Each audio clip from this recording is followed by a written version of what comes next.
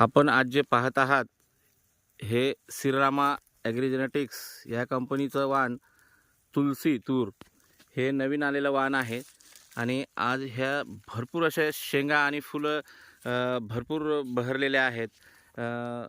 तर आपण हे तूरची पूर्ण प्लॉटची पाहणी करत आहे.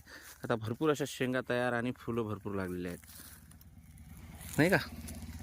हे बघा शेंगा तयार झालेल्या आहेत. एक एक घोसला 5-5, 6-6, 7-7 अशा शेंगा तयार झालेल्या आहेत. हे आपण समोरचं प्लॉट पाहू शकतो. पूर्ण असं 7 एकरचा प्लॉट हे तुलसी तूर आहे पूर्ण. आणि आजच्या कंडिशनला हे असे लटकलेले आहेत खाली शेंगा आणि फुलांनी.